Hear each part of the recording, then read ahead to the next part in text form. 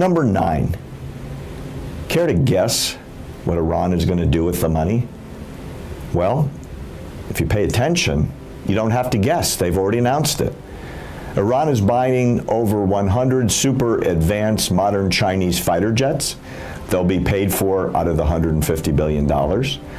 They're buying the most sophisticated Russian missile defense system, which has been ordered and will be paid for out of the $150 billion. Supposedly, they're going to get the ICBM missile system from North Korea that's capable of reaching into Europe and North America, which is going to be paid for by the $150 billion. And its various terrorist proxies around the world are literally announcing on the internet that they have been promised substantial funding coming from Iran. Hamas released a video the other day showing the terror tunnels they are digging into Israel today that they will reinforce and expand greatly with Iranian money. Sheikh Nasrallah, the head of Hezbollah, said they've been promised hundreds of millions of dollars to annihilate northern Israel. Islamic Jihad and other organizations are making similar statements. Iran has promised to keep exporting its terror around the world, and everybody in this administration admits that will continue. Even John Kerry said there's no way to control where the money goes, and President Obama said recently probably some of that money will go to fund terror. Let's stipulate that some of that money will flow to activities that we object to. We have no illusions about the Iranian government or the significance of the Revolutionary Guard and the Quds Force. Iran supports terrorist organizations like Hezbollah. It supports proxy groups that threaten our interests and the interests of our allies, including proxy groups who killed our troops in Iraq. They try to destabilize our Gulf partners. But Iran has been engaged in these activities for decades. Is that astounding? We're giving the money to an enemy that promises to remain our enemy, is proclaiming to the world that they will hasten our destruction and annihilate every Jew in the Middle East with the money we're giving them to do it. And oh, by the way, they can't even make a promise in the meantime to be nice.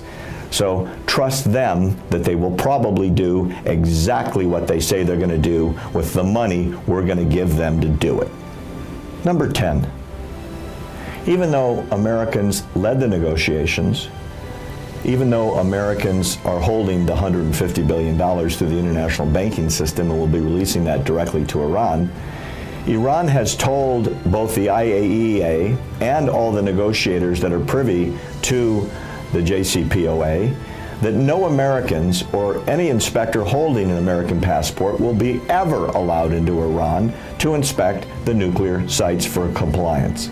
So we're giving them the money that they plan to use to kill us, our allies, and our citizens around the world, and yet we're not going to be allowed to check on the deal to see if it works.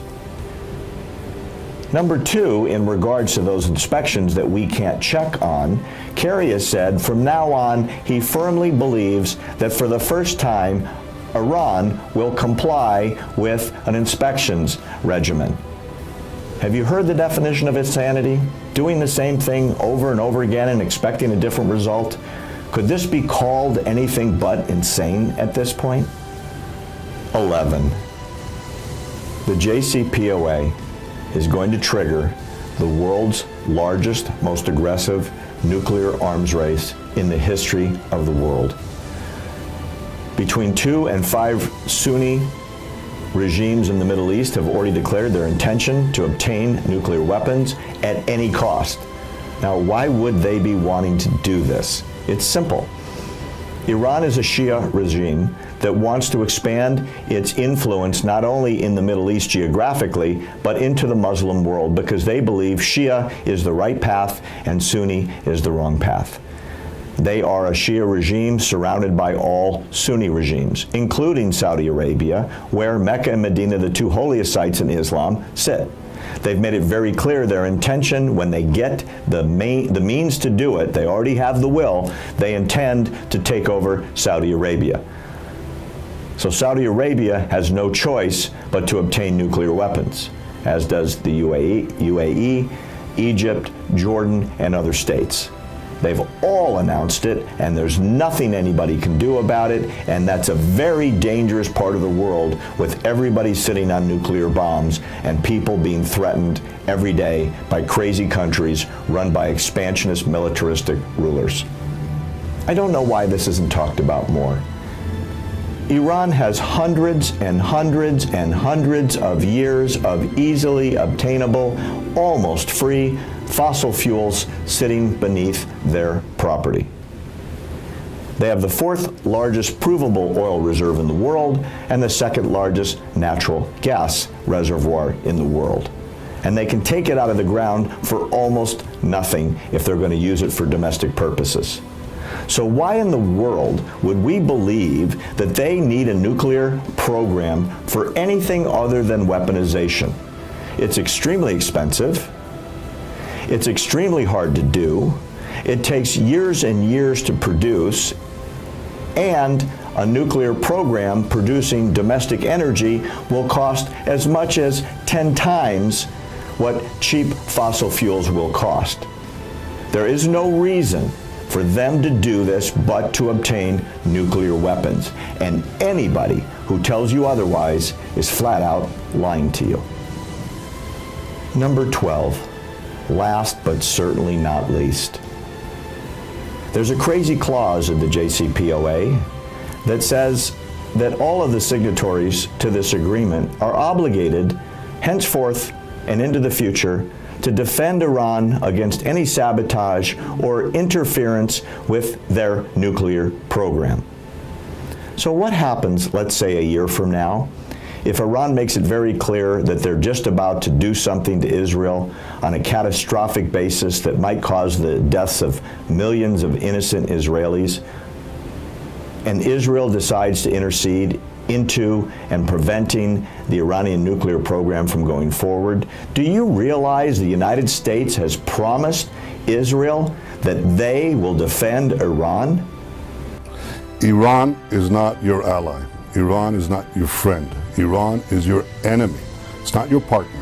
Iran is committed to the destruction of Israel, just as the P5+1, the United States and the world powers are negotiating with Iran a nuclear agreement. The Ayatollah Khamenei, the ruler of Iran, calls for the annihilation of Israel. He just did that 4 days ago. He specified 9 ways and reasons by which Israel should be destroyed. He's participated in rallies and chants of death to America, death to Israel. Crazy, you might say, because supposedly Israel is our closest ally. When asked this in Congress, Kerry made an interesting statement. He was asked exactly what the United States would do in a situation like that, and he said, we're already talking to Israel about it. And the insinuation was that because of the eye in the sky that the United States always has on a current basis, through its warning systems and its planes that are constantly monitoring traffic and missiles and so on, that we, the United States, would warn Iran that Israel was coming and do everything possible to prevent an Israeli attack or any interference in the Iranian nuclear development program. Complete crazy insanity, and if it wasn't in writing, I wouldn't believe it either. So, now what? You've heard a lot of reasons as to why this deal is horrible for America. It's not going to prevent a war. If anything, it's going to encourage a war. And oh, by the way, paid for by us, so our biggest enemy in the world, who proclaims daily they intend to kill us, will have the financing and the means to do exactly that. On our dime, we've literally given them the ability to do it. So a few minutes ago, I talked about Hitler and Chamberlain in 1938. All Hitler was given was a title to a piece of real estate, namely Czechoslovakia, but no money, no arms, no ability to enhance his weaponizations. He did that on his own, quite successfully, as you might remember. What we're doing is much worse. We're giving them exactly what they want, the means to kill us and our allies, and we're giving them the money to do it, and we're going to defend them if anyone interferes with their ability to do it. So what should you do about it besides hopefully get angry from having watched this? Contact your member of Congress. Call your senator, call your representative, and let them know this is nuts. And if he or she doesn't see that, send them this video and let them see what they're really agreeing to do, what they're doing to you as an American citizen, and prejudicing your safety and the safety of your children for maybe generations to come. It's not too late to do something about it, but if you don't act, that is an act, and you will condone the worst deal diplomatically ever made by the United States of America.